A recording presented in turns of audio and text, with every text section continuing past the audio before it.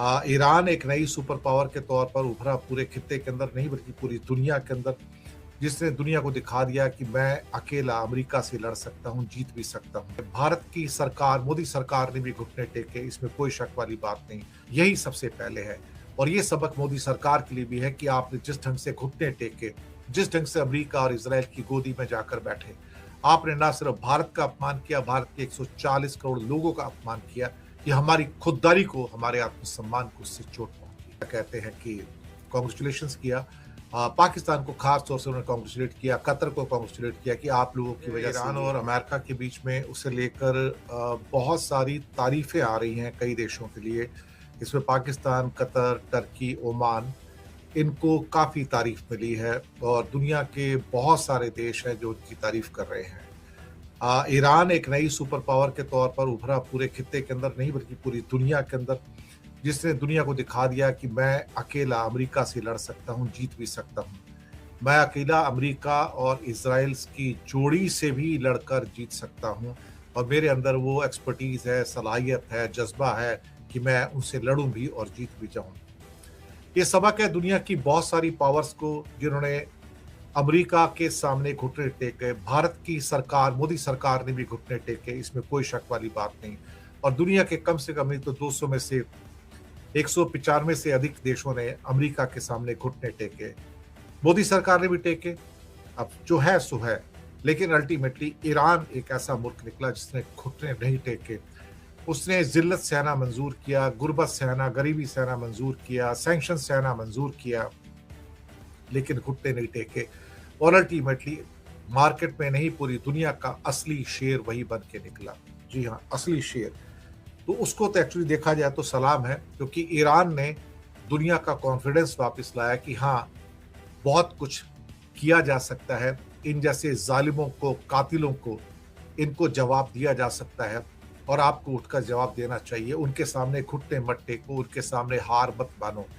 यही सबसे पहले है और ये सबक मोदी सरकार के लिए भी है कि आपने जिस ढंग से घुटने टेके, जिस ढंग से अमेरिका और इजराइल की गोदी में जाकर बैठे, आपने ना सिर्फ भारत का अपमान किया, भारत के 140 करोड़ लोगों का अपमान किया।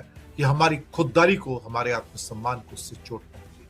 लेकिन अल्टीमेटली बधाइयां यहाँ पर हिंदुस्तान को नहीं, बधाइयां पाकिस्तान को, टर्की को, सऊदी को, ओमान को और ऑफ कोर्स पाकिस्तान को मिली। यहाँ पर दुनिया के अधिकतर लीडरान ने, जिसपे फ्रांस भी है, जर्मनी भी है, साथ में आपका ब्रिटेन भी है और कई और देश हैं, साथ में इटली की जो प्राइम मिनिस्टर मेलानी है, उन्होंने भी बहुत तहे दिल से सबको क्या कहते हैं कि कांग्रेचुलेशंस किया। पाकिस्तान को खास तौर से उन्होंने कांग्रेचुलेट किया, कतर को कांग्रेचुलेट किया कि आप लोगों की वजह से ये हो पाया है। यूएनओ के एंटोनियो गुटरेस ने, जो कि सेक्रेटरी जनरल है, ब्रिटिश प्राइम मिनिस्टर की स्टारमर और टर्की के प्रेसिडेंट एर्दोगान ने कतर और पाकिस्तान की खास तौर से काफ़ी प्रशंसा की, काफ़ी सराहना की और कहा कि स्टेबलाइजेशन की दिशा में एक बड़ा कदम है। गवर्नमेंट ऑफ इंडिया यानी कि मोदी जी ने शांति समझौते का स्वागत किया, लेकिन किसी को क्रेडिट नहीं दिया। यहाँ पर किसी का नाम नहीं लिया कि किसने काम किया। उसका कारण आप समझ सकते हो कि अगर नाम लेते तो उनको फिर कतर के साथ पाकिस्तान का भी नाम लेना पड़ता था, लेकिन वो उन्होंने नहीं किया। पर कहीं ना कहीं जो भी मध्यस्थ देश थे, जिसके बारे में तो जयशंकर ने उनको दलाल कहना शुरू कर दिया था, जो कि काफ़ी शर्म की बात थी, लेकिन वो कहना ही अपने आप में काफ़ी गलत हो गया था। जयशंकर का दलाली वाला बयान काफ़ी फेमस हुआ और ख़ास तौर से पाकिस्तान को लेकर उनका कहना था कि भारत पाकिस्तान की तरह कोई बिचौलिया दलाल देश नहीं है। लेकिन जब उनसे पूछा गया कि क्या कतर के बारे में और नॉर्वे के बारे में आप करोगे, वो भी तो मीडिएशन कराते, तो उनकी घिघी बंद गई और चुप हो गए, क्योंकि उनके अंदर इतनी हिम्मत नहीं थी कि कतर को और नॉर्वे को दलाल देश कहते। पाकिस्तान के लिए तो कोई कुछ भी कह सकता है बैठकर, इसमें तो कोई शक वाली बात नहीं है। लेकिन जब कतर के ऊपर आपको सेम वर्ड यूज कर रहे हैं, तब क्या होता था? क्या कतर भी बिचौलिया है? क्या कतर भी दलाल है? क्या नॉर्वे दलाल है? क्या ओमान दलाल है? ये सवाल जयशंकर से पूछे जाने चाहिए, तो तब उनको पता होना चाहिए। फिर कहता है कि जयशंकर ने कहा कि इंडिया डिप्लोमेटिकली बड़ा राष्ट्र है, उसे अपना प्रभाव दिखाने के लिए या किसी तीसरे पक्ष की दलाली करने की जरूरत नहीं है। मुसीबत यह है कि यहाँ पर ना इनको बात करने की तमीज नहीं है ना। वैसे भी जयशंकर एक चपड़ासी है, चपड़ासी ज्यादा, उनकी हस्ती तो कुछ है नहीं और नाम के लिए विदेश मंत्री हैं। विदेश मंत्री के नाम पर सच कहा जाए तो वो भारत के ऊपर एक धब्बा ही है, एक धब्बे से ज़्यादा नहीं है।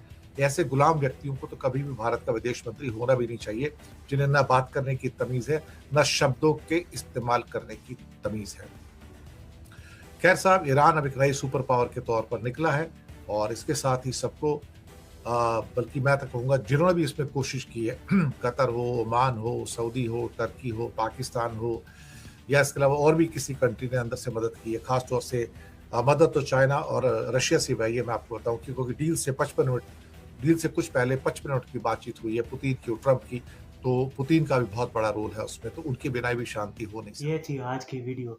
अगर आप पाकिस्तान पर भारतीय मीडिया का रिएक्शन देखना और सुनना चाहते हैं तो वी रिएक्शन चैनल को सब्सक्राइब करें और बेल आइकन को प्रेस करें ताकि नए आने वाली वीडियो का नोटिफिकेशन आपको मिल सके। इसके अलावा आप हमें टिकटॉक और फेसबुक पर भी फॉलो कर सकते हैं। नेक्स्ट वीडियो के लिए मिलते हैं। अल्लाह हाफ़िज़।